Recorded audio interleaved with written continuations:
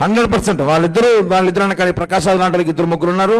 ఖచ్చితంగా వీళ్ళందరూ కూడా వైసీపీ ట్విన్ బ్రదర్స్, అందరూ ట్విన్ కాదు, బోత్ ఆల్ బ్రదర్స్ అందరూ కలిసి పవన్ కళ్యాణ్ గారిని టార్గెట్ చేస్తున్నారు. అంతే, పవన్ కళ్యాణ్ గారిని టార్గెట్ చేసి మాట్లాడుతున్నారు. ఈ రాష్ట్రంలో ఏదో చిన్న సమస్య జరిగినా కూడా దాన్ని పవన్ కళ్యాణ్ గారి బాధ్యులు అంటారు. ఏమి జరిగినా ఎక్కడ ఊడి వచ్చినా కూడా మాకే బాధ్యులు అంటారు. కాబట్టి ఆయన డిప్యూటీ సీఎం హోదాలో ఉన్నప్పుడు ఆయన చేయాల్సిన పరిధిలో ఆయన చేస్తున్నాడు. దీని వెనకాల పోలీసు శాఖ కూడా, దయచేసి పోలీసు శాఖ కూడా ఈ ఆడియో రికార్డు అన్ని కూడా, టేప్స్ అన్ని కూడా మీ దగ్గర వచ్చినట్టుంటాయి. ఎంక్వైరీ చేయండి, విచారించండి, శిక్షలు వేయండి. ఎందుకంటే రాష్ట్రంలో ఇప్పటికే చాలా కన్ఫ్యూషన్ ఉన్నారు, అలజడి సృష్టిస్తున్నారు వైసీపీ నేతలు. గవర్నమెంట్ లేకపోయినా కూడా అది మేము చెప్పుకోలేక బాధపడుతున్నాం. గవర్నమెంట్ లేకపోయినా వాళ్ళు అలజడి సృష్టిస్తున్నారు. ఇది కరెక్ట్ కాదు. దయచేసి పోలీస్ శాఖ వారు, మేమేమనుకుంటాం, ప్రజలు ఏమనుకుంటారు కాదు, కొంచెం వైసీపీ రూల్స్ ఫాలో చేయండి మీరు కూడా కొంచెం అప్పుడప్పుడు అని చెప్పి కూడా తెలియజేస్తున్నా. కేసు ఆల్రెడీ పెట్టున్నారని విచారిస్తారు. అరెస్ట్ చేయడం జైలుకు పోరు కదా, విచారణ జరుగుతుంది. నాని కుటుంబం నాశనం అయిపోతుంది, దేవినేని అవినాష్ కుటుంబం నాశనం అయిపోతుంది, అంబటి రామ కుటుంబం నాశనం అయిపోతుంది. అది చేసుకోకపోతే ప్రజలు నాశనం గారు. సైకోలు శాడిస్ట్ ఒక చోటే ఉంటారు కదా ఆ పార్టీ, వైఎస్ఆర్ కాంగ్రెస్ పార్టీ అంటే.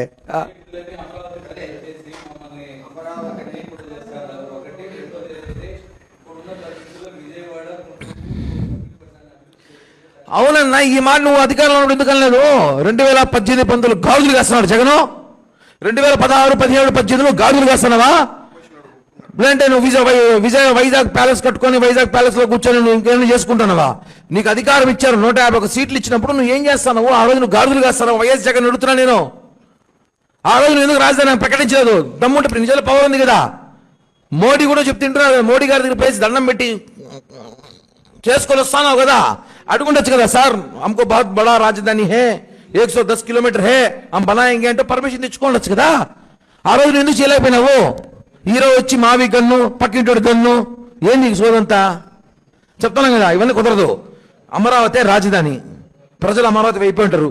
నువ్వు చెప్పినావు కదా మావి గన్ను మెసేజ్ అమరావతిని చూసుకుందాం ఎలక్షన్లో, రేపు ఎలక్షన్లో పెట్టి చూసుకుందాము. ఇవ్వలేరన్నా, మాకు పనులు ఉన్నాయా? ప్రెస్ పెట్టి పెట్టుకుంటారు 4 మంది మా నాటలు ఉంటారు. మా బాధ్యత అవన్నీ చేసే పనులు వేరే వాళ్ళు చూసేవాళ్ళు కొంతమంది ఉంటారు. మేము ఒకటే అమరావతి అభివృద్ధి చేసి చూపిస్తాం.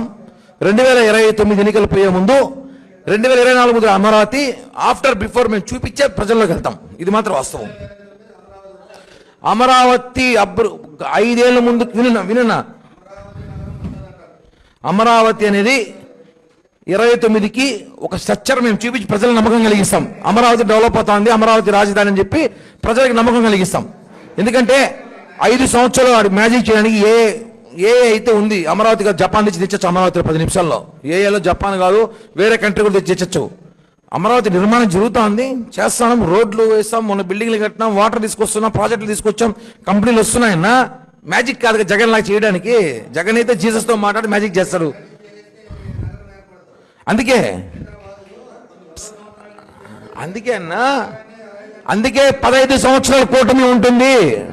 15 సంవత్సరాల కూటమి ఉంటుంది. 15 సంవత్సరాల్లో అమరావతి మరో హైదరాబాద్ లో చూపిస్తాం మేము. స్టాండ్ అవును.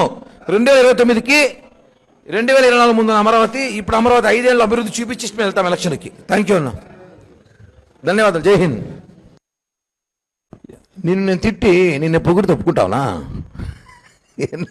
నిన్న బండబూతులు తిట్టి ఎలా వాళ్ళు మాట్లాడింది ఎవరు అసలు? వాళ్ళు ఎవరిని మాట్లాడారు? పవన్ కళ్యాణ్ అనే వ్యక్తిని, జనసైనికులు, జనసేన పార్టీని మాట్లాడి ఈరోజు వాళ్ళు ఎందుకు పరామర్శిస్తాం మేము? ఏం అవసరం ఉంది మాకు? అతను ఏం మాట్లాడుతున్నారు? పవన్ కళ్యాణ్ గారి కుటుంబాన్ని, వాళ్ళ తల్లిని, పిల్లల్ని మాట్లాడుతున్నారు. వాళ్ళు మాట్లాడినోడికి మేము అరెస్ట్ చేస్తాడు, ఖచ్చితంగా అరెస్ట్ చేస్తారు. ఆ రోజు మమ్మల్ని అరెస్ట్ చేయాల? ఆ రోజు జగన్మోహన్ రెడ్డి మాట్లాడినందుకు నన్ను అరెస్ట్ చేశారు, మా జనసేనకు అరెస్ట్ చేశారు, చొక్కాలు బట్టి లాక్కెళ్ళారు. ఇంకా వీడియోలు, ఈలో కూడా వీడియో వచ్చింది 3 years ago అంట. పొద్దున ఇన్నిసార్లు కేసులు పెట్టినారు. అప్పుడు మాకేమైనా మాట్లాడారు ఎవరైనా? లేదే. కాబట్టి ప్రభుత్వంలో ఉన్నప్పుడు, ఒక డిప్యూటీ సీఎం హోదాలో ఉన్నప్పుడు పవన్ కళ్యాణ్ గారు విమర్శించినప్పుడు ఖచ్చితంగా అరెస్ట్ చేస్తారు. దాన్ని మీరు శిక్ష పడాలి, కోర్టులో చెప్పుకోండి ఏమనంటే. ఇది వాస్తవం ఉన్నా. అదే కదా బాధ. సరైన కేసులు పెట్టడం బాధపడుతున్నా. ప్రభుత్వం ఫెయిల్ అని చెప్పగానే హోంశాఖలో వాళ్ళకి సరైన శిక్ష పడట్లని బాధపడుతున్నాను నేనే కాదు, జనసేనకు అందరూ బాధపడుతున్నారు. అంటే మా మీద దాడి చేస్తే మేము అప్పుడు పోతే జైలుకి వెళ్ళాం. మేము అందరం వాళ్ళని జైలుకి పంపలేకపోతున్నాం. ఏంటి ఆ సెక్షన్లు అర్థం కావట్లా? సెక్షన్లు బలంగా ఉన్నాయా లేకపోతే లాయర్లు బలంగా ఉన్నా అర్థం కావట్లా మాకు కూడా. ఇది గవర్నమెంట్ చూసుకోవాలి సీరియస్గానే. మేము కూటమిలో ఉన్నా చెప్పాల్సి చెప్తున్నాం. మేమేమి పొగడట్లా, హోమ్ మినిస్టర్ కానీ మేమేమి పూజించట్లా, ఉన్న విషయం చెప్తున్నాం మేము. ఒకటండి, ఆయనకి ఏ శాఖ ఇచ్చినా ఆయన అద్భుతంగా చేస్తాడు. అది ఏ శాఖ అయినా సరే, హోం శాఖ మించిన శాఖ అయినా కూడా సరే, ఆయన అన్ని శాఖల అర్హత గల వ్యక్తి.